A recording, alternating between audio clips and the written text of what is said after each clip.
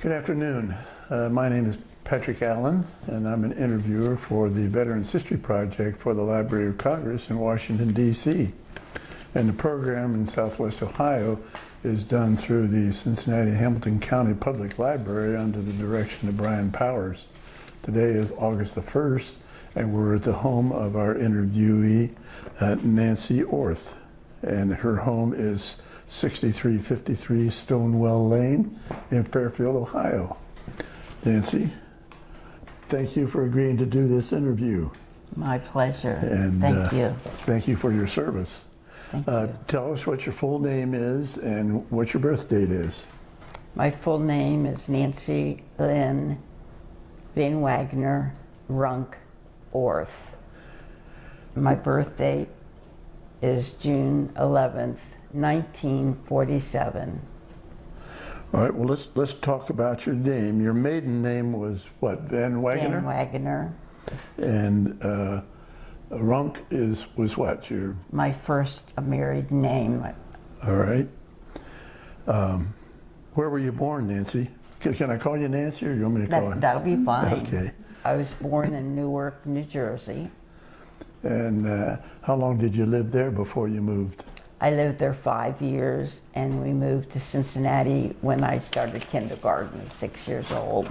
And what were your parents' names? Your dad's name? My dad's name was Earl Van Wagoner. My mother's name was Grace Luster Van Wagoner. And Earl, your dad, his middle name was William, Earl William. Right. And your mom is Grace Marion? Right. M-A-R-I-O-N? Yes. Do you know how your mom and dad met each other?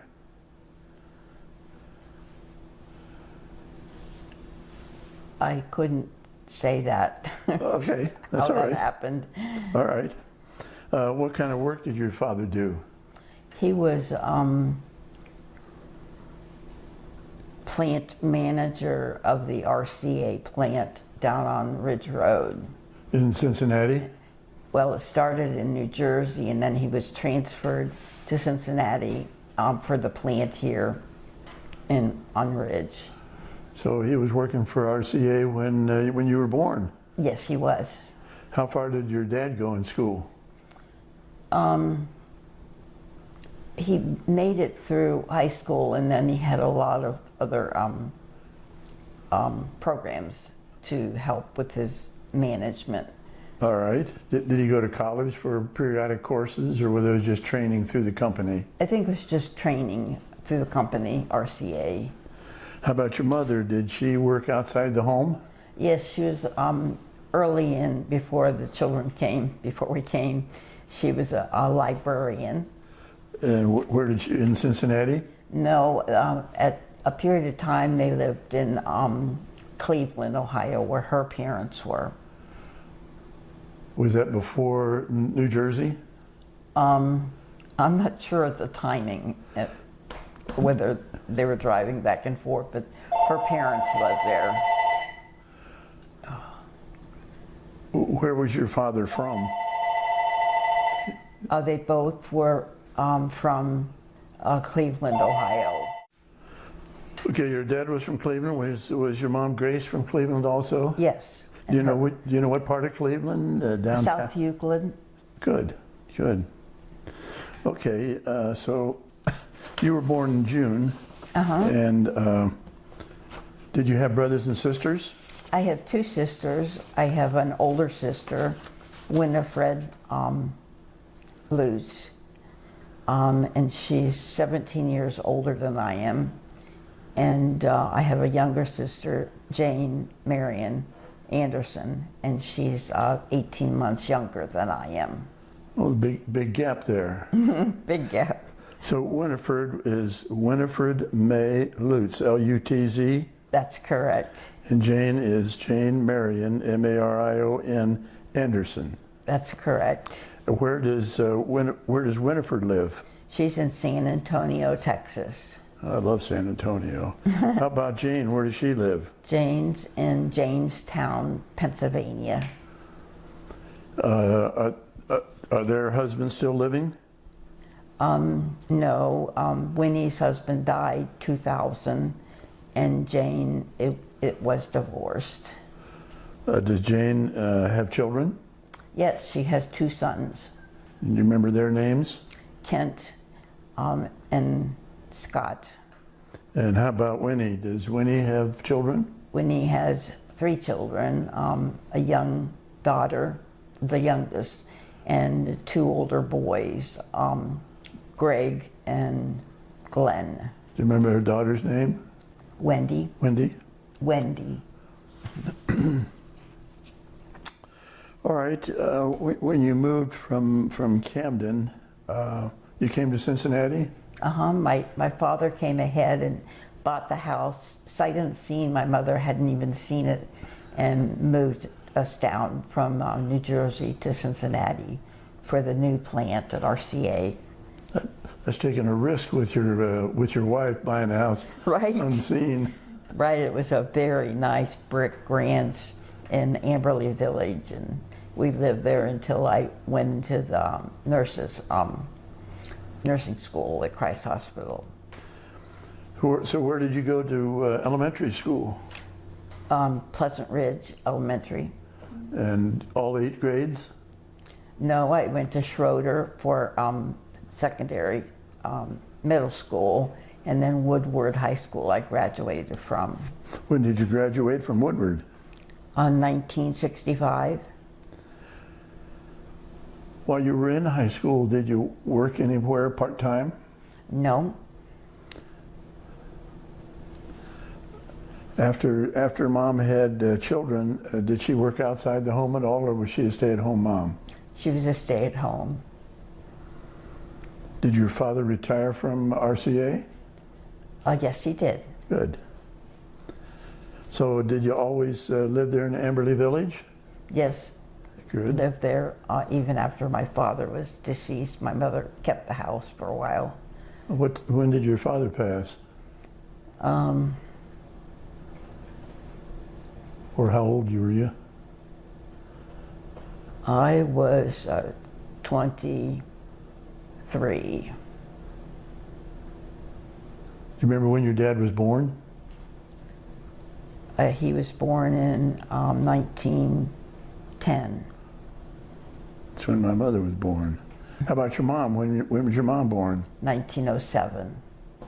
So she was a little bit older than Dad. After you graduated high school, what did you do? Did you get a job?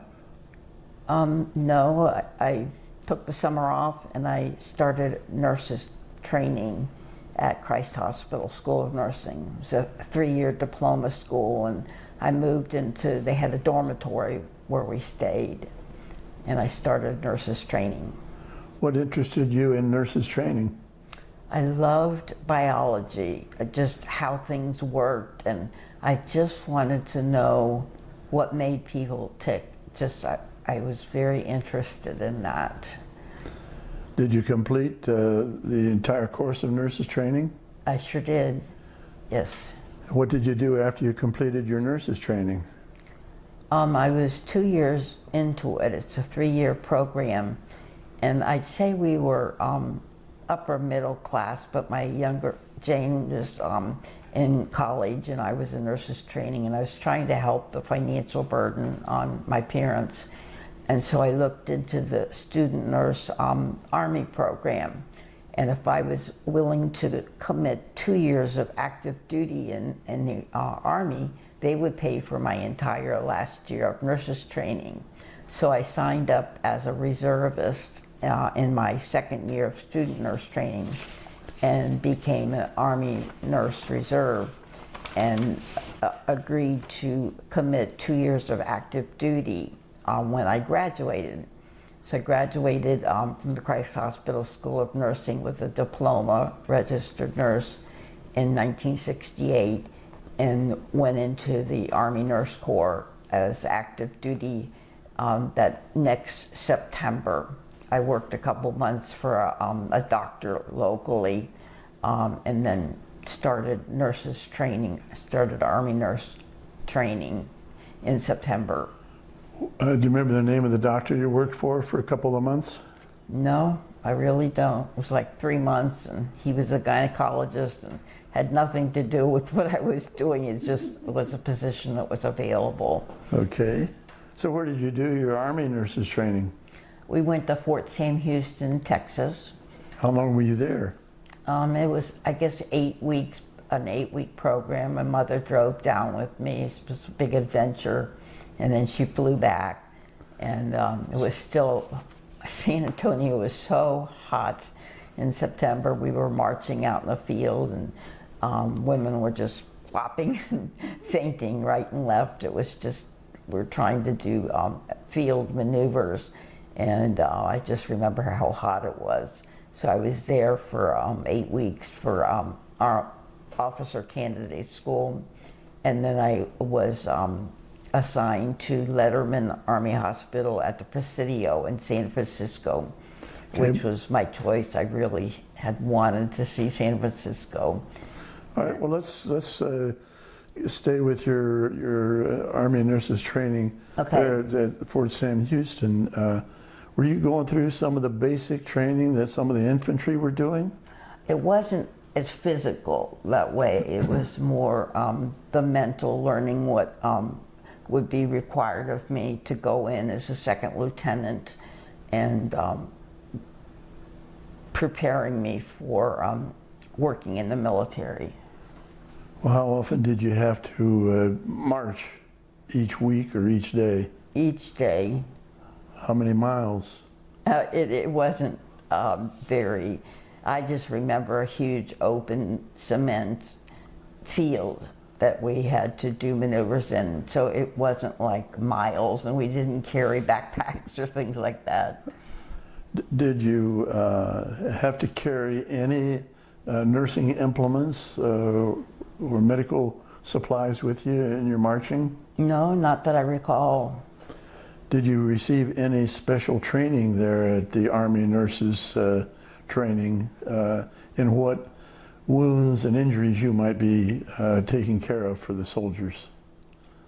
No, it was more book learning to know what the Army required of an officer, to know their rules and regulations? Yes, Okay. that's what I was trying to say. So after, what, 8 weeks, you leave Texas and you go out to San Francisco. That's correct.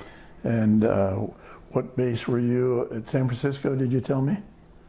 Letterman Army Hospital, the Presidio. And what did you do there?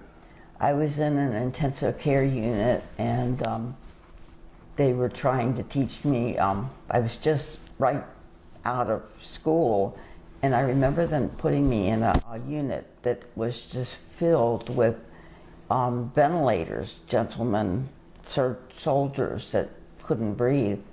And I had no idea how these machines worked. I don't remember getting input and someone telling me how to work. I just remember being terrified of walking into that unit every day and all these machines, and they'd be beeping and going off, and I was terrified somebody would die on me. And it was just like learning by fire. I don't remember being, introduced to them other than learning. So you really had on-the-job training on that one. Yes, it really was. How long were you in that unit? I was there until I volunteered to go to Vietnam. My fiance had gone over in September. We were engaged, and I really wanted to be with him. What's his name? Tom Runk. Tom based in Runk. When did you meet Tom? In my junior year of high school, we met on a blind date and went on a hayride. And you dated from that time on? Right. Yeah. So after high school, what did Tom do? Did he enter the service right away, or did he go to college? Or He didn't go to college. I really don't remember what happened between high school and his induction into the military. did you see him at all when you were at Fort Sam Houston? Oh no, he went overseas in September, and that was when I was doing my basic training. Okay. Do you know what unit Tom was in? I wouldn't want to say. I thought it was the 25th Infantry, but I'm not sure. Okay. So the reason you volunteered to go to Vietnam was just because Tom had gone over there. Right. Did you have any idea what you're getting yourself into? No idea at all.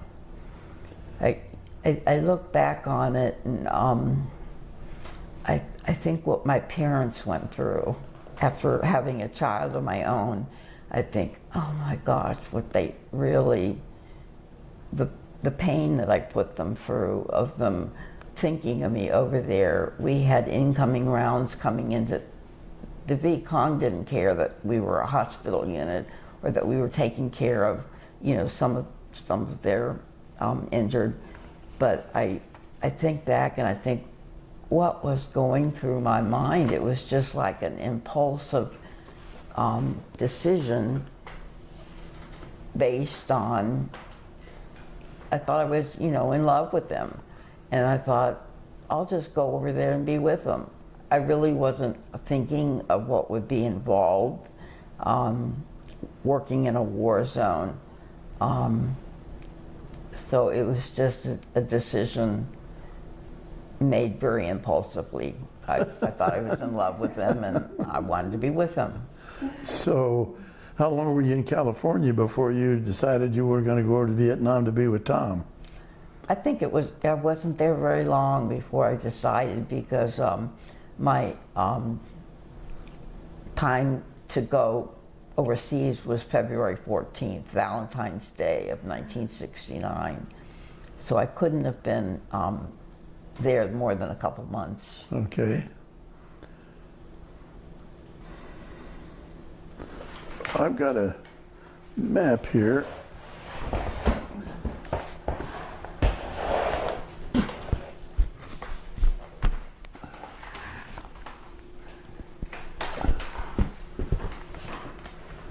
I will let Mary focus in. Can you see that?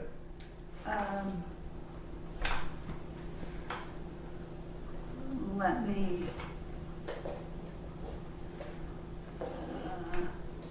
can't you hold it down lower?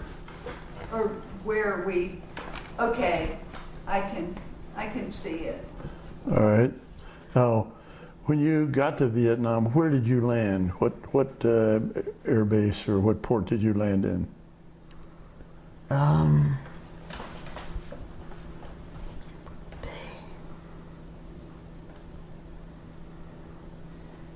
I don't see it on the map here. What was the name of it?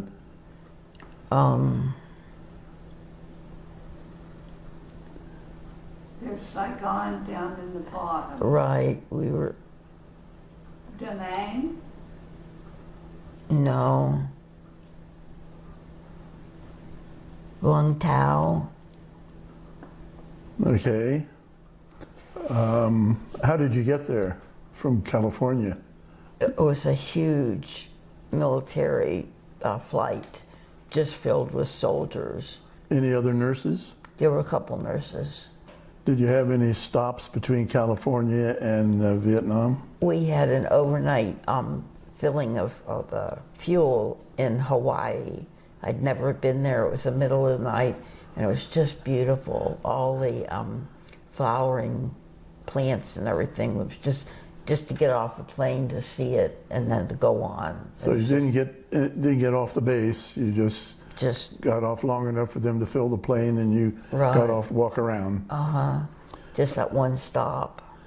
When you got to Vietnam, then where did you go? What was your station? My station was in Cu Chi, and my fiance was in Tay Ninh. Taining was in a very busy, dangerous area, very close to a lot of dangerous activities. Well, about Cu Chi, you weren't very far from that yourself. No, we were close to Taining. Cu Chi was the 12th evacuation hospital. It was supposed to be semi-mobile, but it was like all Quonset huts. Where we lived was in a Quonset hut. The intensive care was a Quonset hut. Our meals was another hooch for Quonset huts. I can't remember a PX, but it must have been there.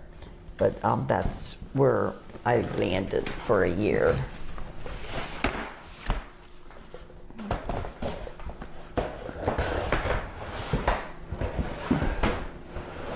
Well, when you left California weather, how did that compare with what you got off the plane there in Vietnam? Oh, wow. That's just the difference between night and day. It was like I left in the winter. I mean, it's February 14th, and it was cold. And we landed in Vietnam, and I got off the plane, and it was just like being hit in the face with this heat and humidity. It was like I was frozen. We had to carry these duffel bags. I had sent ahead a trunk, and that's all we had to live with for a year. But it was just like, I couldn't believe how hot it was. I made a terrible decision of smoking when I was a student nurse, and for a year or so. And I had brought with me a couple cartons of cigarettes, and I got off that plane, and I thought, there is no way I could smoke a cigarette ever again. It was just so hot. Sold them, gave them all away. I thought, I can't believe what this weather is like. I just didn't think I could function. It was just so different. Well, how were you dressed? Were you dressed in any summer uniform or any winter garb or what? We had fatigues, and they were cotton, and they did breathe, but I just wanted to strip everything off, and they had a pool there, and they did allow us to use that the first day before they flew us back to Cu Chi. Okay. So how long did you spend before they sent you out to Cu Chi? Just a couple days? Just one night. One night? Mm-hmm. So when you went out to Cu Chi, did they tell you what you were going to be involved in? Not really. We knew it was a very busy base. There was a lot of casualties coming in. When I flew in on February 14th, it happened to be the anniversary of the last year's Tet offensive. And the casualties were very, very high. They were landing Chinooks, the double helicopter, huge helicopters, just filled with wounded GIs. And it filled the emergency room, hooch. Each bed was filled, and then there were cots all along the side with injured GIs, to the point that they told us if they didn't look like they could survive, don't even go over and take care of them. That was when we learned the art of triage, that if somebody didn't look like they could survive, you were not to touch them. I'd never, as a nurse, I never got that. I mean, it was, we were supposed to take care of everybody. And so it was like trial by fire again. I remember the head nurse of the unit of the entire 12th evac taking me by my arm and taking me into the emergency room next morning. And the first patient that I saw was a triple amputee. He only had one arm left. Both legs and his right arm had been blown off, I guess by a mine, and they were trying to save him with that one arm with blood products and IVs. And I thought, oh my God. I said, I can't function in a situation like this. I'd never even seen a triple amputee before. And he wasn't the only one. They were all the way down the aisle was filled with horrible injuries. And then, of course, the cots on the floor. And I said, I can't work here. I'd never worked in the emergency room. I didn't know how to triage. Get me into intensive care where all the wounds are covered. I know what I'm dealing with. I can function in a situation like that. So I was taken out of the emergency room and I never went back there. And for the first 6 months I worked in intensive care. And they rotated us out because of the burnout and into a Vietnamese unit for the last 6 months of my year there. And there were a lot of children that had been injured, and the Vietnamese, sometimes their mothers stayed with them and slept on the cots with them.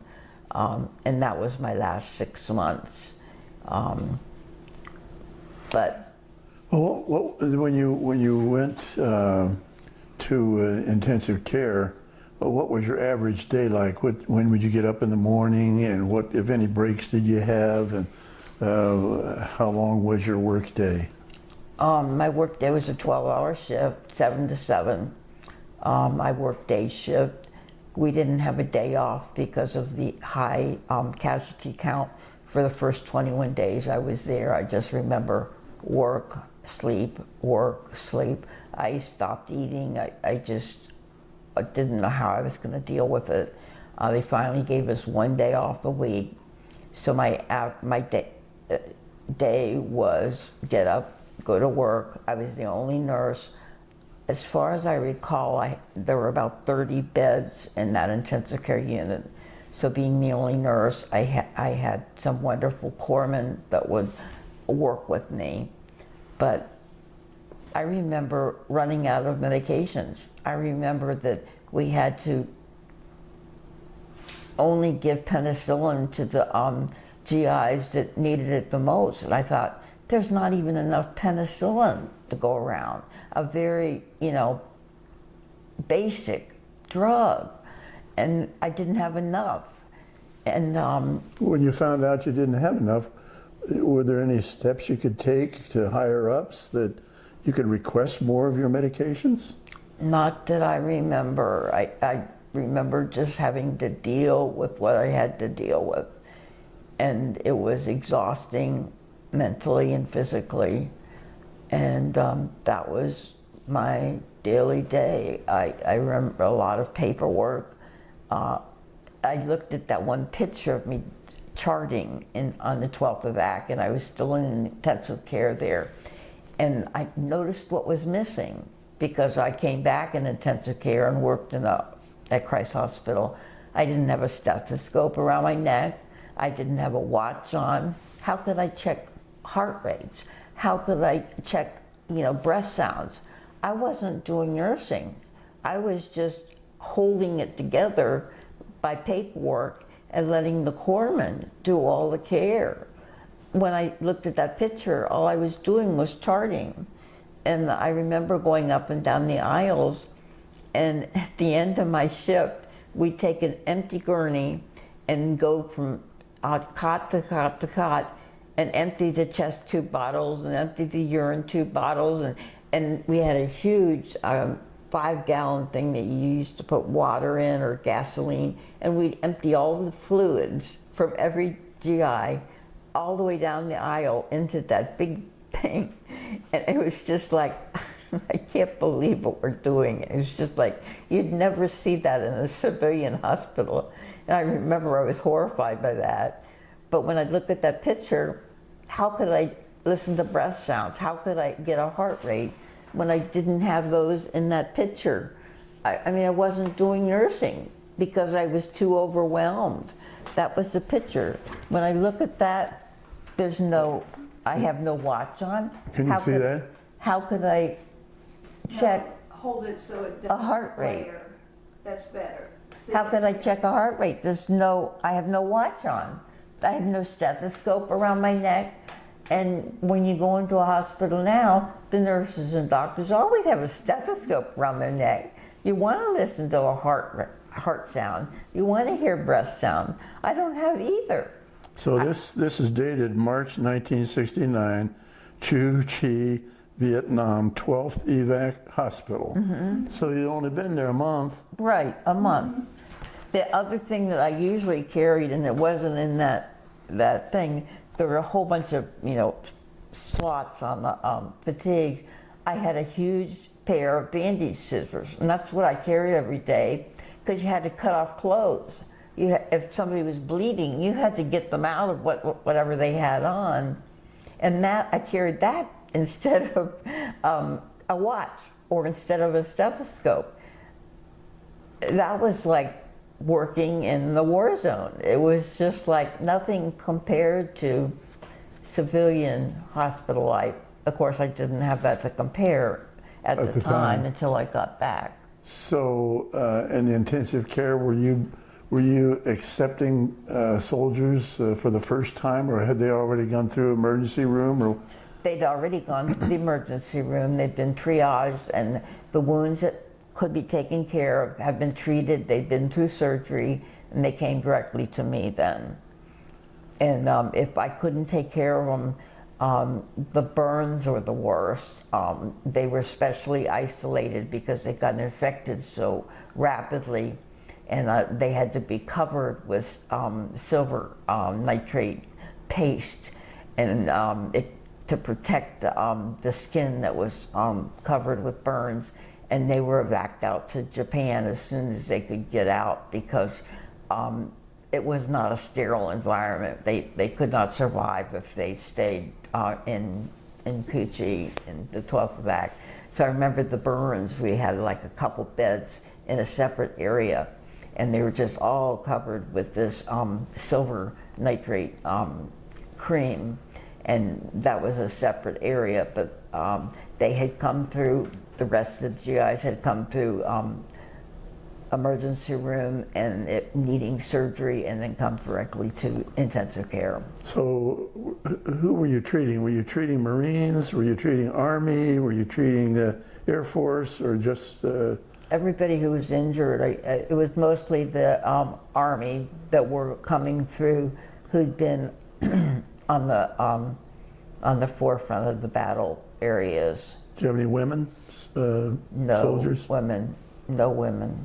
How about the age? What kind of ages were these kids that were 18, coming? 19, 20, young. Were most of them conscious? Could they talk to you, or did you talk to them? Yeah, they were awake. They were awake.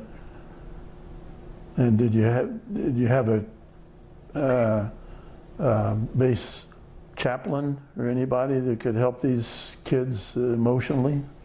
The gentleman who married us was the base chaplain, but I never once saw him come through my unit. I don't know where he was situated or what his duties were, but that was not available to us. What were the corpsmen doing? Well, first of all, how many corpsmen did you have in your unit? I don't really remember. Maybe 2 to help me with 30 patients who are critically ill. I really can't remember. I just remember them doing the work that I didn't have time to do. Do you know if they had any better training than you did before they got to Vietnam? They probably had more. How'd you get along with the corpsmen? Fine. They were great. We couldn't have done it without them. And what were the age range of the corpsmen? Were they older guys, or? They were a little bit older than the wounded that were coming in. Sometimes they had been, they'd had more training, and sometimes it was not their first visit to Vietnam. Sometimes they had been there before. So more than one tour they did. Right. Did you have a chance to talk with any of these kids and talk to them about their home or their girlfriends or parents? The wounded? Yes. Yes. sometimes when it would be quiet, and sometimes I did rotate to the nights, I had more time to sit and talk. We kept the wounded who were more seriously injured, and sometimes we knew that they weren't going to make it out.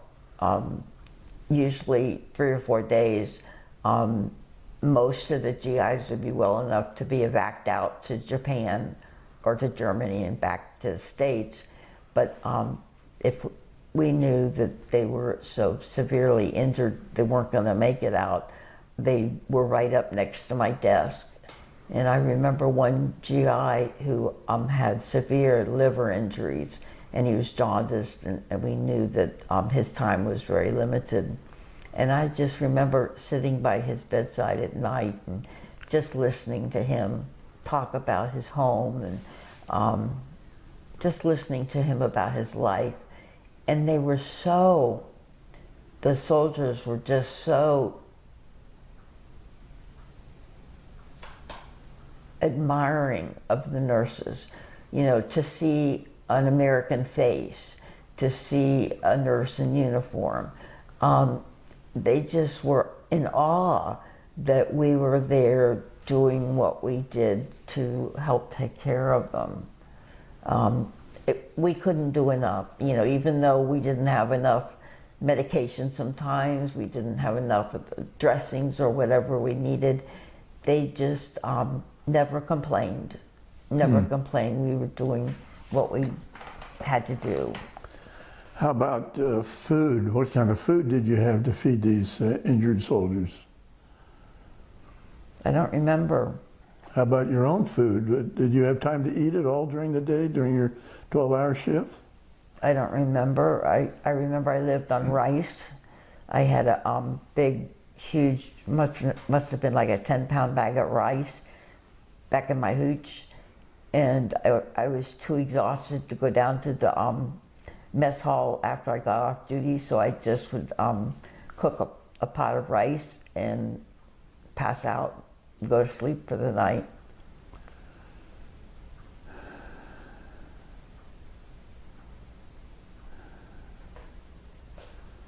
Well, I had a question that popped into my head and then it popped right back out.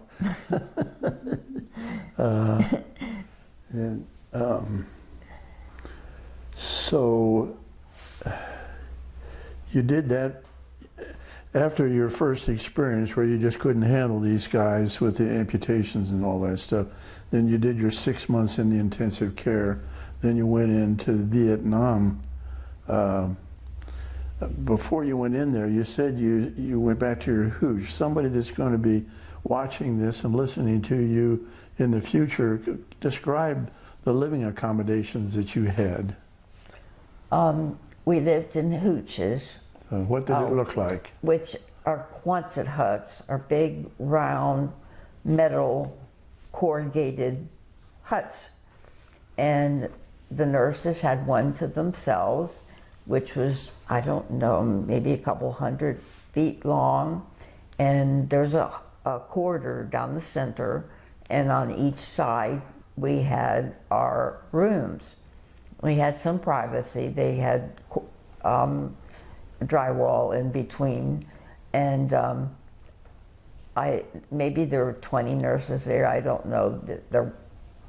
It was filled up, but we had cots in our room, and I don't remember a closet or anything, but we lived out of a trunk, a big 3-foot by 2-foot trunk, and that was at the end of our bed. And then there was a living area down at the far end where we could prepare a meal, or if somebody got a box from home, we shared it. And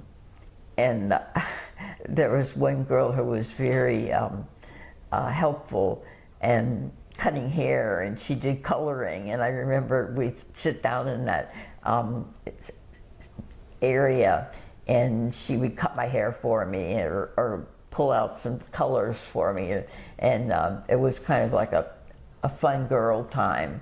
And we'd gather down there at night sometimes.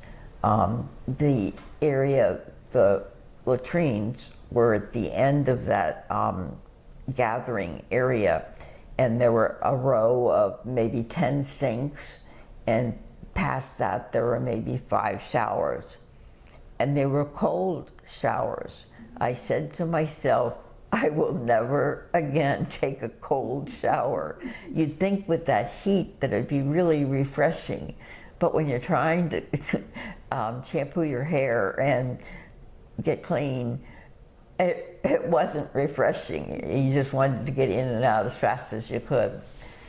But I remember my first morning there, walking down to one of the sinks, and we had an incoming mortar round that hit the hospital. And when I was brushing my teeth, and I remember ending up underneath the sink, holding onto the pipes, I was just so terrified. I don't know whether I thought I was going to die, but I just didn't know what else to do. When the siren went off and we heard it hit, and it shook things around, and I just got underneath the sink. When the sirens went off, we were to put on our flak jacket, which was made to protect us. They really made improvements of them, but back then it was very bulky. It was made for men, it wasn't made for women, and we had to put on a helmet. And when the sirens went off, if we were in our room, we were to get underneath our bunk. Well, our bunks were very low to the ground, but we had to shimmy underneath those and stay underneath those until the siren went off. And this happened fairly frequently at night. And so you had to climb out of your bed, put on, the flak jacket and helmet over your pajamas and stay underneath your bed until it went off. So that happened fairly often. No nurse or doctor were ever killed in Cu Chi. There was one nurse I read in the book was killed by a mortar round during her tour of duty in Vietnam, but nobody at our area. 2 nurses committed suicide during their tour of duty. With you? I mean, with your group? No, it was in the book that I read. And 2 nurses died during a helicopter crash. But we didn't have any casualties. But it was always in the back of your mind that it could happen any time. With the Vietcong didn't care if you were hospital, with the big red crosses on top of our hooches. They didn't care. They just shot wherever they wanted to shoot. What's about the closest mortar round that you got to your hooch? I don't know. The closest I came to ever feeling like I was in danger of dying, we had to evac out all the head injuries, all the neurological injuries, because we had no neurosurgeon. We had a lot of thoracic surgeons because we did the most open chest thoracotomies that year, 1969. But we had to take turns flying out the head injuries into Da Nang because that's where the closest neurosurgeon was. So we had to ride in the helicopters with these very almost mortally injured soldiers down to Da Nang at night. And you could see the rounds of bullets being fired at the helicopter as we flew, and the tracers, which were green, and they just looked like the fireworks last month. The green tracers would come at the helicopter, and I had a soldier who was shot through the head, through and through. It was friendly fire because he was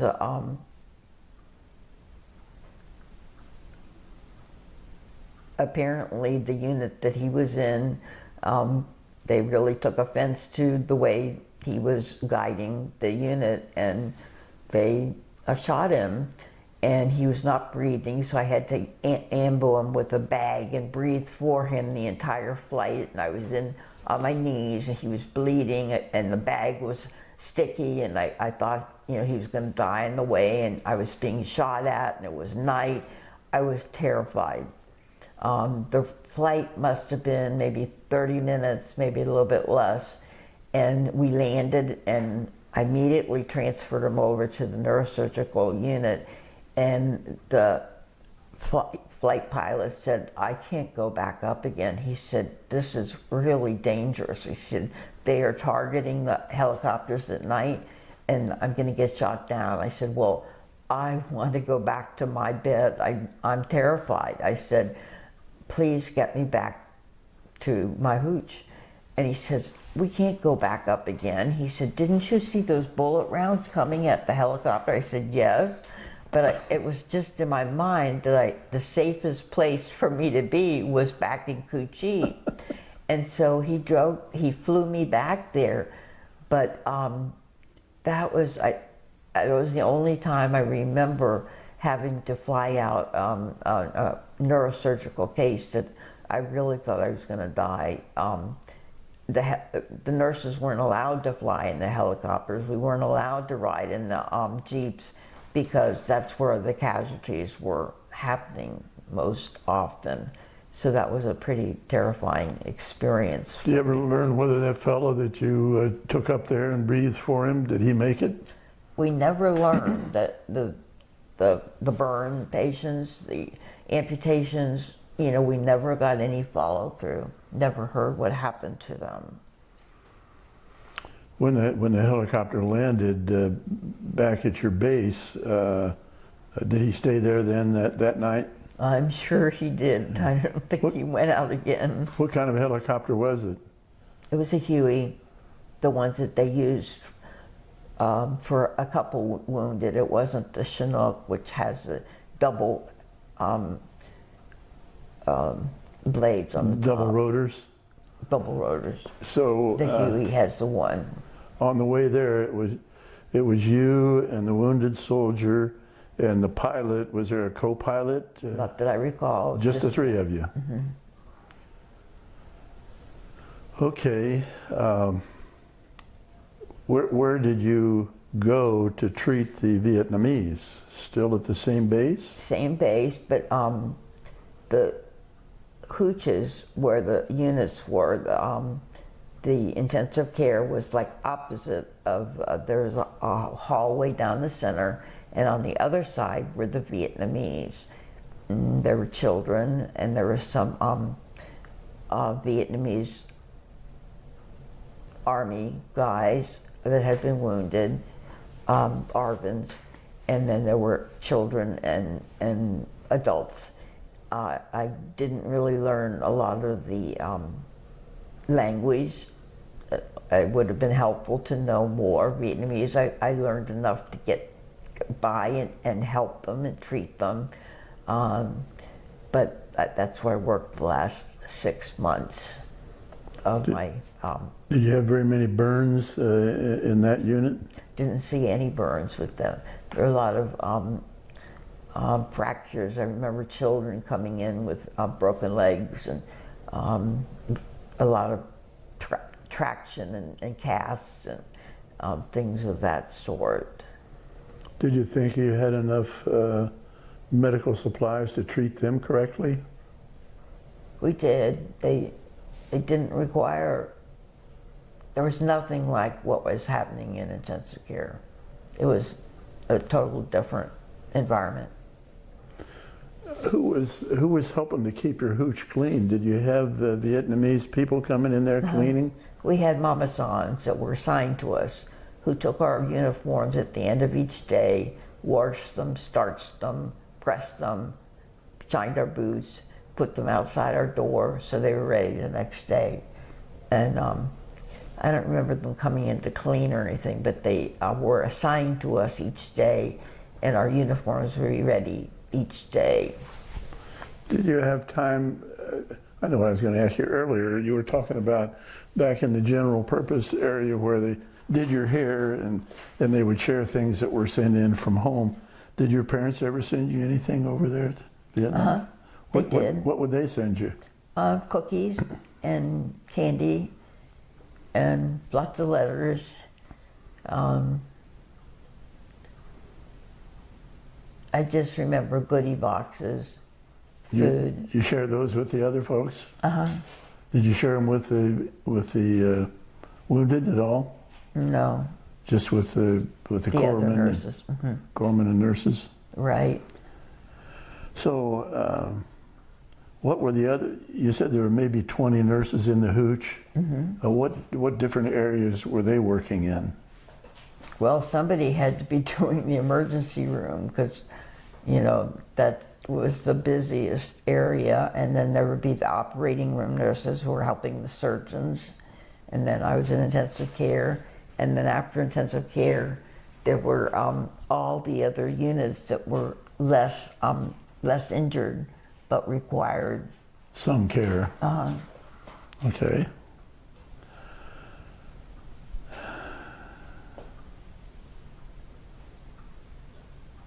So who was your boss? Who did you report to in the intensive care?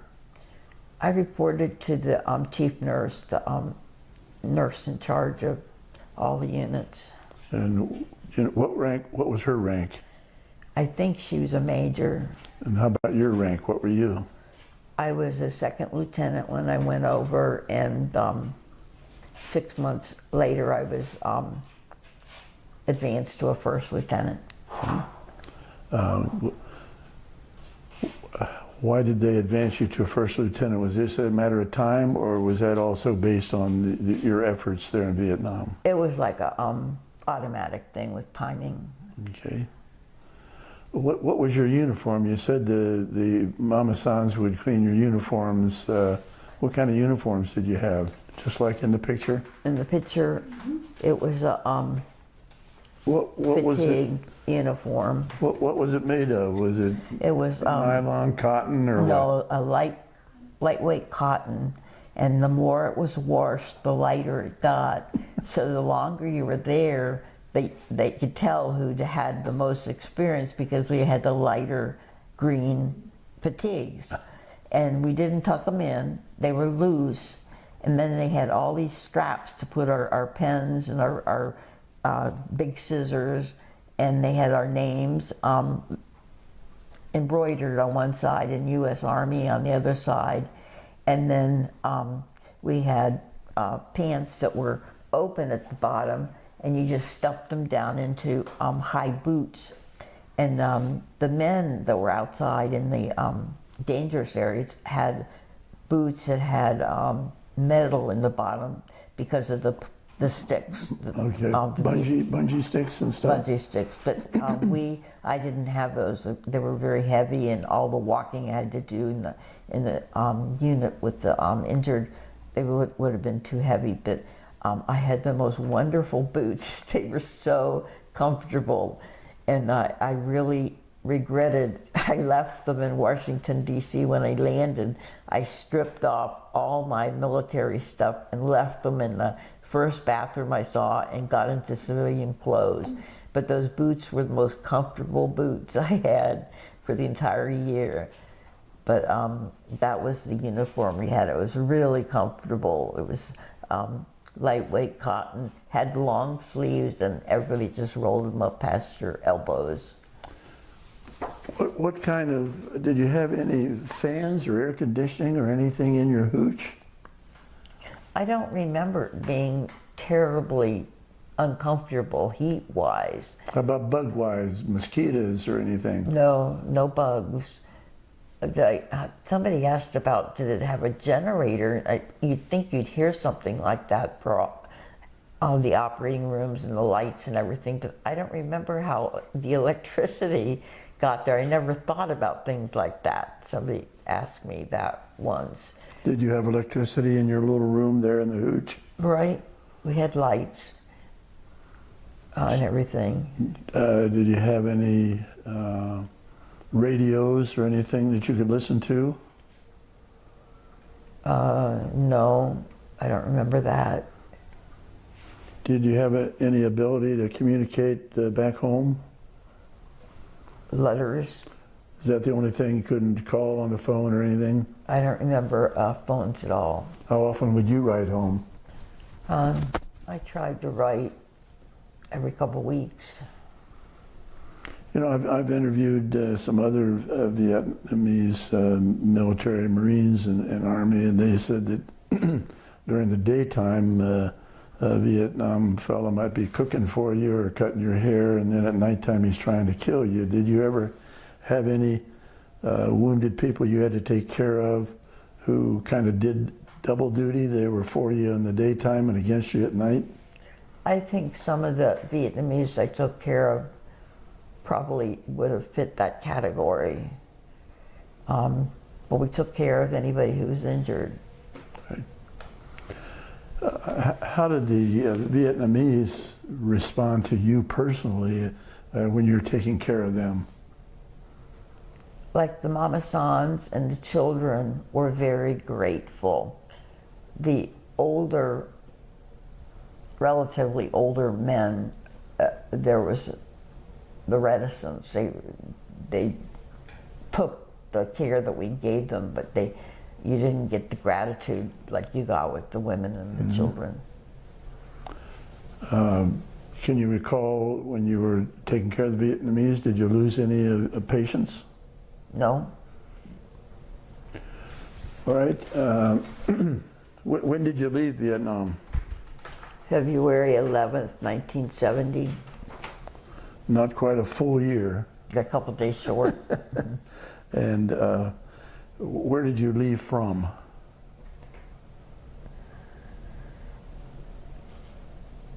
Da Nang or? I believe that's where we flew out of. When you flew home, was that a military plane or was that a commercial plane? Military. Where did you go? Did you come straight to the U.S. or did you have a stopover like you had on the way back, on the way over in Hawaii? I don't remember a stopover. I just remember landing in Washington. State of Washington? Washington, D.C. Washington, D.C. Oh, all the way from Vietnam all the way to Washington, D.C.? Oh, I don't remember a stop. Could have stopped in Guam? No, Okay. never been there. Okay. So when you landed, the first thing you did was get into civilian clothes. I was so sick of those fatigues. I had to get out of that green. When you landed, what time of day or night was it? It was daytime. Did you have your uniform on? We all came back in our uniforms. And how were you treated by the population when you came through the airport? It was very, very difficult. There was a lot of negativity in the general population. I was never called a baby killer or anything being a nurse, but there was never any recognition for service. Did other nurses come back with you on that same flight? We all had kind of different dates when we were returning. I don't remember any other nurses. My husband came back with me. All right. Well, we haven't gotten into that. He's up there a short distance from you, and he's in real thick of the fighting. Mm-hmm. Did he stay up there all the time that you were there? No. Tell me about that. And it was a very dangerous area. A lot of Viet Cong around. And after I saw that gentleman in the emergency room, the triple amputee, I was terrified that my fiance would end up in the emergency room in the same situation. I knew that he was, enlisted, that he was not an officer, that private first class. If we got married, they would reassign him to Cu Chi, which was a lot safer. It was a hospital zone. We did have incoming, but like I said, it was not like being out in the field and Taining. So I decided that we were going to get married over there. It was kind of a mutual decision. My parents were so upset. I really idolized my father. He was a very wise man. And he said, don't do it. You know, wait till you get home. Why do you have to get married over there? And I think back now, you know, I didn't marry him. I hate to say this, I didn't marry him out of love. I married him out of fear. I was so afraid he was going to be killed. And I knew that with being an officer that I could get him reassigned into Cu Chi. So, and he'd be relatively safe. He'd be with me. He kept trying to sneak out. He'd get helicopter rides down to Cu Chi from Taining, and he'd sneak into the women's hooch. and all these other girls would just panic. There's a man in our hooch. He'd sneak into my room at night. And I don't know where he stayed, but you know, he didn't stay all night.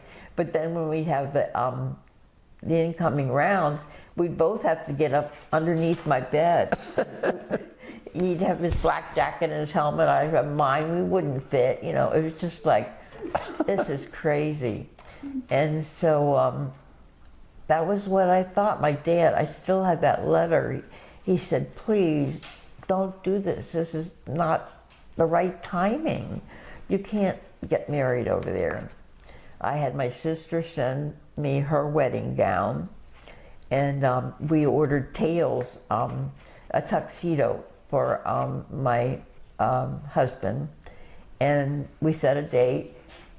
The Vietnamese had a really strange situation that you had to get married in their province before you could get married in a chapel on base. And so that was the picture of me in the Jeep. That was the only time the entire year that we had to get in a, that I was allowed to ride in a Jeep down to Cu Chi province to be married first. I was allowed in a Jeep. This is my husband. Well, let's let her get this focus in. Oh, that's good. Can you see it? Okay. And I was the only one looking forward. If you notice, everyone else is very, very anxious because the Viet Cong would bomb these Jeeps just going down the road. There would be mines on the road.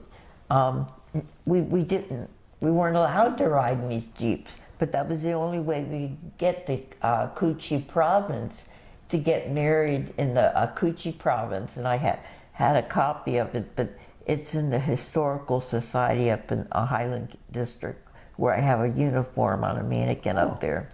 So who's with you besides your husband? These other corpsmen who are driving the Jeep. Okay. I don't remember their names. Were they from your unit? Yeah, they were from Cu Chi. Okay. So then we it was on our way from the civil ceremony. So then we came back to Cu Chi, and we were married in a chapel there. So how old are you in that photo? 69, 22. So you were born in 47, so you were 22. Uh-huh. So then we came back to Cu Chi and had a religious ceremony So with the let's let Mary get this focused in. with the base chaplain and my two friends, Eloise Doucette Can you see this? and Carolyn Sullivan. Okay, who's on the extreme left? Is that Carolyn? We've got that, honey. This is Eloise Doucette Okay, on the right, okay, and then Carolyn Sullivan. okay. And then my sister had sent her wedding gown, and in the middle of the night I had board a ironing board, and I was ironing it because it had come all mushed up and wrinkled, and I was ironing out the gown. Do you remember the chaplain's name or the guy that married you? No, I don't. How about the, now, I'm assuming that's Tom standing That's next Tom. to you. That's my Do you husband. remember the other two? No, they were friends of Tom's. Okay. Those other two gals were nurses with you. Uh-huh, they were. So we got married on June 21st, 1969, and we went on R&R. We went to Vung Tau, which Where? was in Vietnam. It's a beach Okay. area to relax. And we were there one day, and they flew us to Singapore for our 3-day R&R Okay. for our honeymoon. And then it was back to the grind. Oh yeah, it was. So what did Tom do there at Cu Chi? He was reassigned to Cu Chi, and he became, he was in charge of the mechanics of taking care of the Jeeps and the vehicles that they drove. Trucks and all the mechanized equipment. Right. And they built a hooch for us that was called the Mary's Hooch. And it had a double bed, and had a sink, and it was like all plywood. That's what they had, and that was about it. It didn't have a cooking stove or anything. It must have had a single burner so I could make my rice at night. But that's all I remember, is it had a big double bed. It was our married hooch, and we were able to live together after we got married, after they built that. What kind of a roof did it have? I don't remember. It connected to the latrines. Okay. And I remember I was afraid to go out at night because I'd have to get dressed and walk down and then walk back. And I was afraid I would get seen by the men. Uh-huh. So, did you ever see how they protected the perimeter of your base there at Cu Chi? No, we stayed within the All right. base. Sometimes on an off day, there was a Vietnamese restaurant, and it was all within the base, and we'd go there for some local food. But I don't remember seeing the actual perimeter. Did you ever have any alarms where the base was infiltrated by any of the Viet Cong? No, just the alarms for the incoming mortar. Okay. So you get back to Washington, and where did you go from Washington, D.C.? Did you come straight home?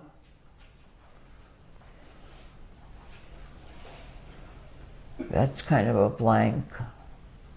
I must have come home for some time. Did Tom come home with you? Yes, he extended so that we could be together and return at the same time. We must have come home for some R&R, and then we went to Ireland Army. I went to Ireland Army Hospital to work in Fort Knox, Kentucky. What did you do at Ireland? I was in the intensive care again. How long were you at Ireland? About. Talk a week, 2 months? I think I was there until I got out of the service. And what was Tom doing at the time? While you were at Ireland, where was Tom? He was there also. What was he doing? I don't remember.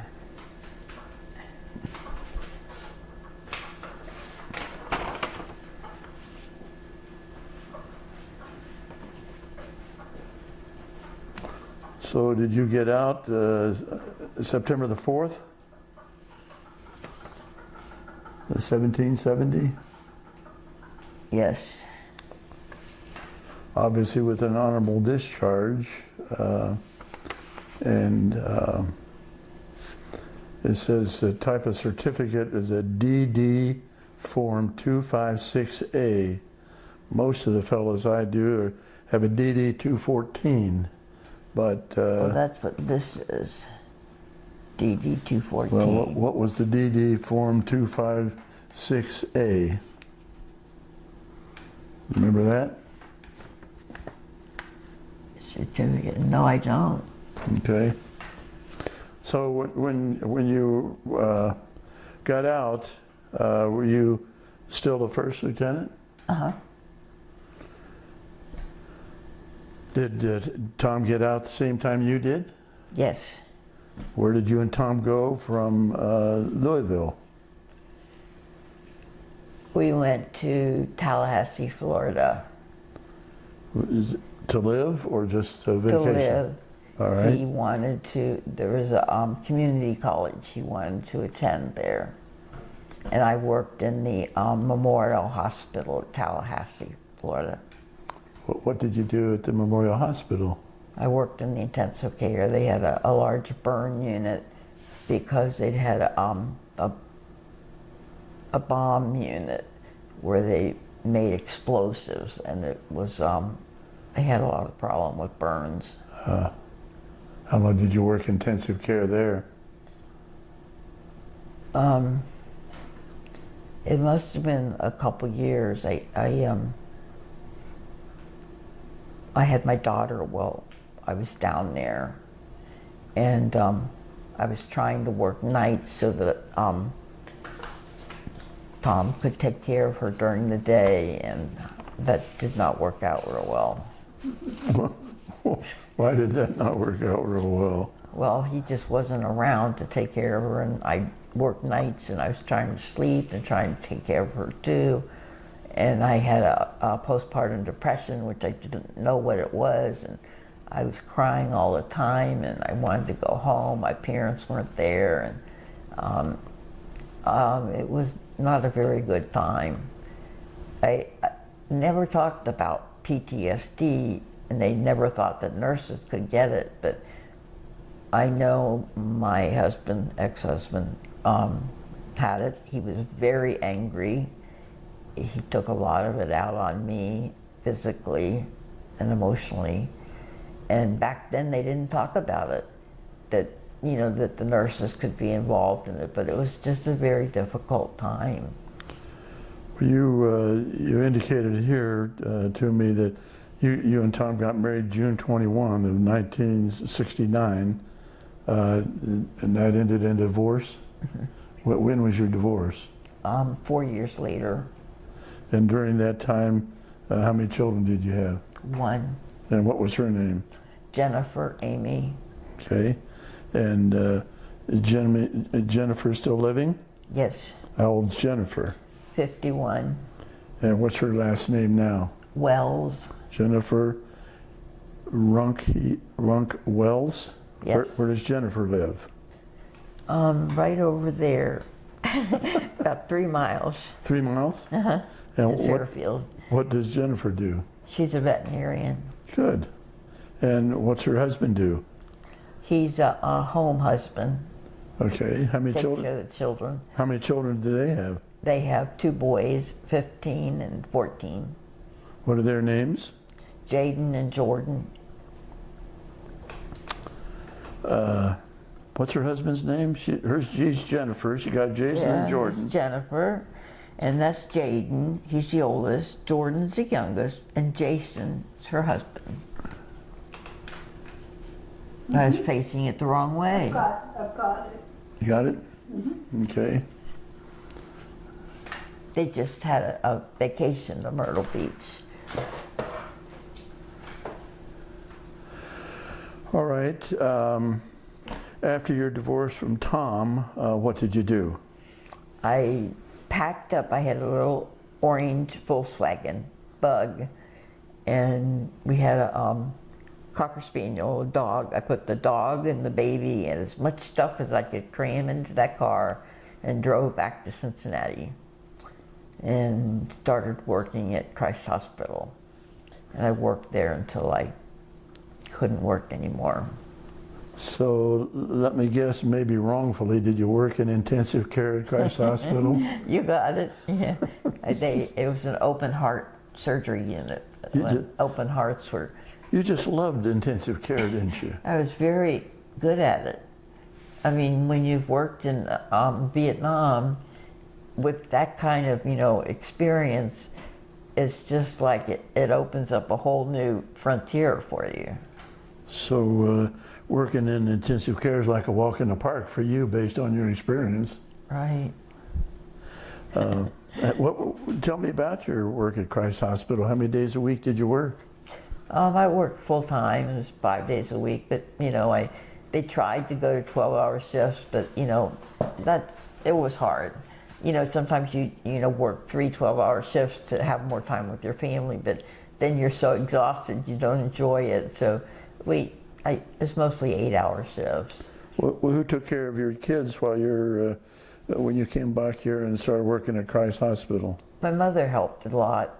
My father died in '74, and she helped a lot with Jennifer until she started school, and then that was how that worked. And when did you meet Mr. Orth?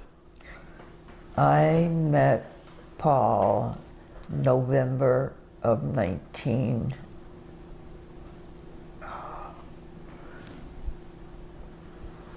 Well, 78. You got married in March of '79. I met him November 78. How did you meet Paul? We met through Parents Without Partners. I had Jennifer, and he had 7 children. He had 7? Yes, 7 children. And he was divorced, and he was lonely, and I was lonely. I'd been divorced for 7 years, and I'd met a lot of strange men, and I wanted to meet a man that was a good person and liked children and had a good family life. And so Parents Without Partners took families camping and did things with the children, and I was really drawn to that. So it happened to be a dance, and Paul cannot dance. He never could. And we were at this dance out in Montgomery, Ohio, and I saw him, and I said, that is a man I'm going to marry. And I just knew. And he was up by the bar, and we briefly met, and then he blew me off, and I got angry. So I went and I sat down where his seat was, and he said, are you following me? And I said, yes. I said, I wanted to talk with you more. He said, you really are interested in me? And I said, yes. And so we talked, we closed the dance floor down at 11 or 12. Then we went to the chili parlor, and Skyline Chili or someplace, and we talked until they closed that down until 2 in the morning or something. And that was our first night together. He just was such a good, kind person. Well, was he divorced or had his wife passed away? No, his wife left him. He was divorced. She didn't want to be married anymore. They had all these children, and he was paying child support and working to take care of these children, and she just didn't want to be married anymore. So he couldn't figure it out. He worked his whole life to take care of that family and pay for the house for them and everything. What kind of work did Paul do? He was a manager at a steel fabricating plant. He could do anything. He could he rebuilt the house we had on a farm in Adams County. He did the plumbing and the electrical and the wiring and the flooring and the drywall. I mean, he rebuilt that house. It was a little house that had been neglected for quite a while, and we lived out there until he died. What drew you to Adams County? We had horses, and it was the land. There was fencing, and it was the land to have hay. We could bale our own hay and everything, and that's how we landed out there. So how far did you live from your work there in Cincinnati at the hospital? A long drive. It didn't last long. The commute was just brutal. It was 70 miles one way or something to Seaman, Adams County. And I didn't last more than a couple of years with working out there and trying to drive back and forth. We had lived in Goshen for a while, and that wasn't too bad, but we only had 7 acres, and the horses just didn't have much grazing area then. We had first started with the horses. Jennifer loved animals from the very first time, you know. So she had her first pony when she was 10 years old, and so we had to have a place with land. For some animals. So how long did you have the horses?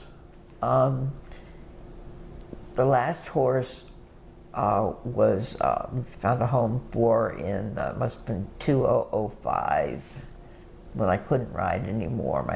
My back was injured. How'd you get a back injury? Lifting people around in intensive care? It was more of a lot of long distance horseback riding with the trotting and the posting, and I never had a fall or an injury, but it took a lot out of my body with the long. I did like 50-mile endurance racing. Oh.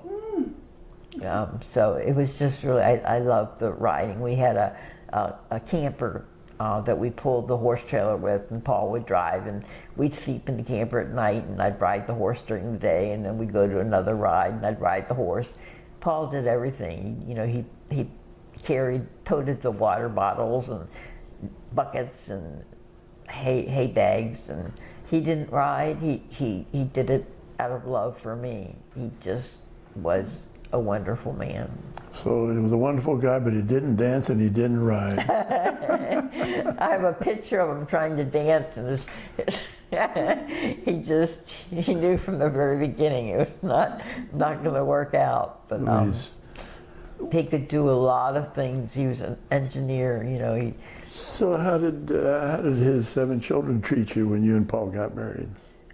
That was a mix-up. His ex-wife kind of turned the girls against him, but his one son I'm still in contact with. The youngest son, he was never turned against Paul, and he kept coming out to the farm and being with us. He'd camp out with the horses, and he really idolized Paul, and it was a real good relationship. Good. But the girls were a different story. They came to the wedding, and we'd get together on holidays, but it wasn't a real close relationship. And with Paul working and everything, it was hard for him to reach out and remember birthdays and things like that. We tried to do things like that, but it just was difficult. Now, in addition to working in the open heart intensive care, you also worked in oncology, didn't you? Right. I was head nurse of I think it was a 40-bed cancer unit, and I really loved that. It was really different than my other experiences with the intensive care, and I had to learn an entirely different nursing format with all these chemotherapy medications and protocols, but I really liked it. I did that for quite a few years. I was very good at that. Also at Christ Hospital? Uh-huh. Okay. Right. When did you retire from nursing? I think I became disabled in 1991. That's what you have here, yeah.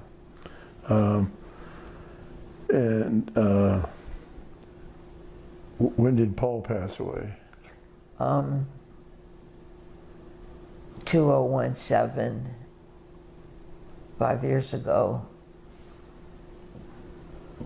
And how long had he been retired before he died?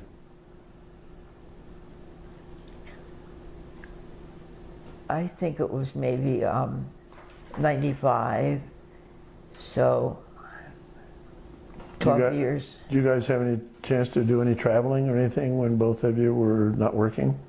Oh yeah, we were all over with that RV with the horses. And the horses. Up to Michigan every single summer. It was just beautiful up there when it'd be cool. There wouldn't be horse flies. There's a trail that goes, it's called the Michigan Shore to Shore, that went from Lake Huron to Lake Michigan. And I'd ride the horse from one side of the state to the other, and Paul would follow me with the horse trailer and the RV to camp in. And it's just beautiful up there. It would always be the third week in Michigan, third week in August. And we did a lot of traveling with the horse trailer and the RV. Well, other than traveling with horses, did you do any other traveling? We went down and met my sister, Winnie, and her husband down in Smoky Mountains and camped down there with them. And then when my nephews got married, my Jane's sons, Scott and Kent, they got married in Washington, D.C. and Ware, New Hampshire. We drove the RV out to both of those places and stayed and attended both their weddings. So we traveled to be with family. If you had it to do over again, would you want to go over to Vietnam during the war and do what you did, saving guys?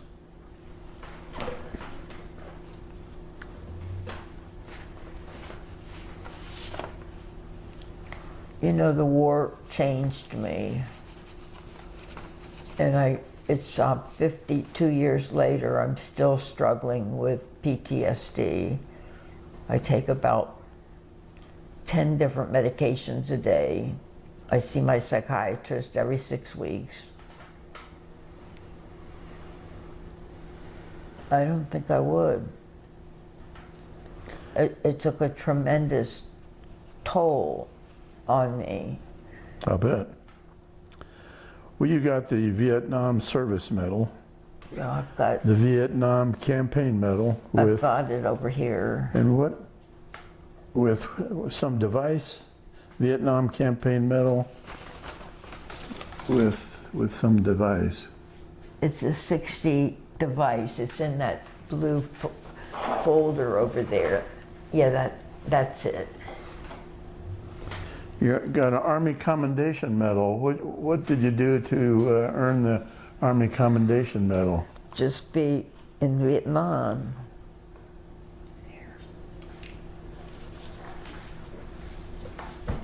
Okay. That was the medal.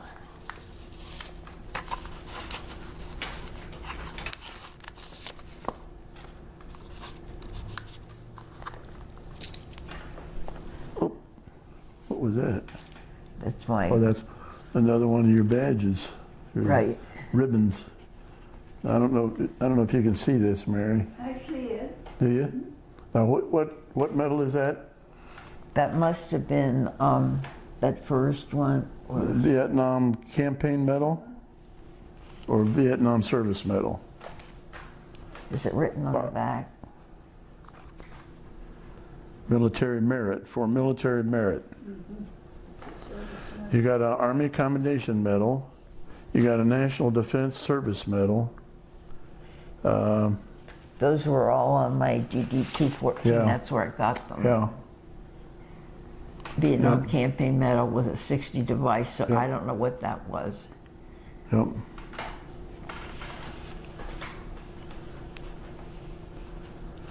Now, the education you say you had was USA Medical Field Service School for 5 weeks. Uh-huh. Was that down in That was Fort Sam Houston, Fort Texas. Sam Houston? AMEDS, Officer Basic. What did that mean?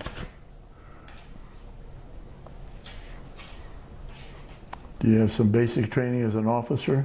That was what I went through with when they went over all the rules and regulations Was that out in of the military. San Francisco? No, that was still in Still in San Fort Houston? Sam Houston, Texas.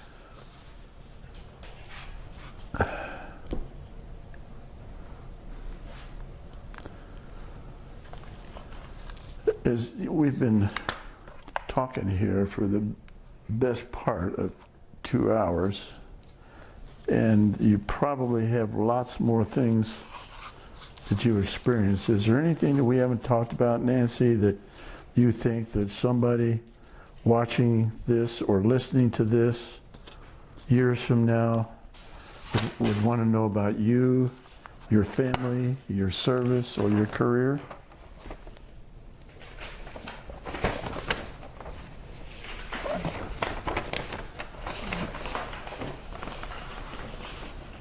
I feel like the Vietnam War and the people who served there were a lost group. We were never acknowledged for our service until just recently. We were never given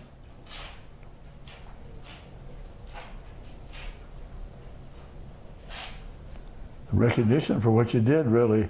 right. It was just like I came back and nobody wanted to talk about it. Nobody wanted to comment on it. It was just like, okay, you're back. You're all in one piece. Let's go on with your life. And I had all these feelings and everything that had happened, and nobody wanted to talk about it. And let's just go on with life like it never happened. And I feel like it was just a deep, dark hole, and just cover it up and let's go on with life. And it was like it was like it never happened. That was the feeling that I got. If anybody acknowledged it, it was always negative. Mm-hmm. And I think that's so wrong. So many young men died. And for what?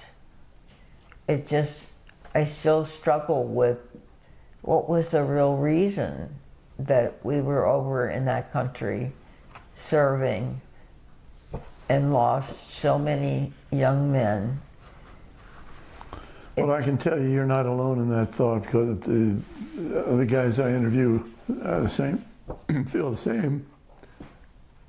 Who's this? Can you see this? Yes. Who else in this photo? When Tom and I returned to Cincinnati, my parents gave us a delayed wedding reception.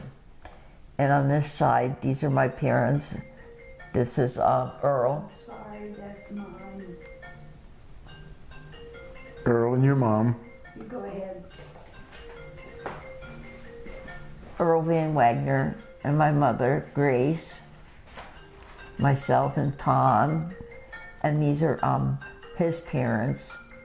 I'm blocking out on what his mother's name was.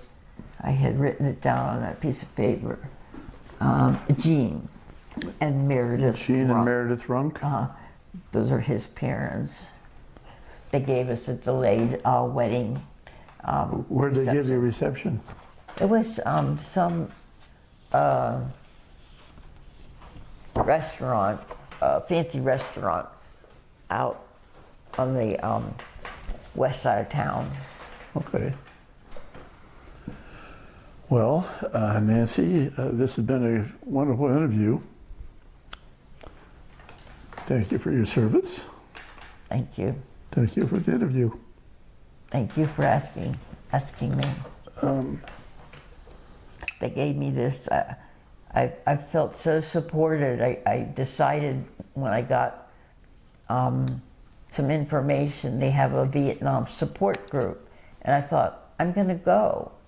I said, they have a women's support group, but I said, right now, I feel like I need to get some of this Vietnam stuff out.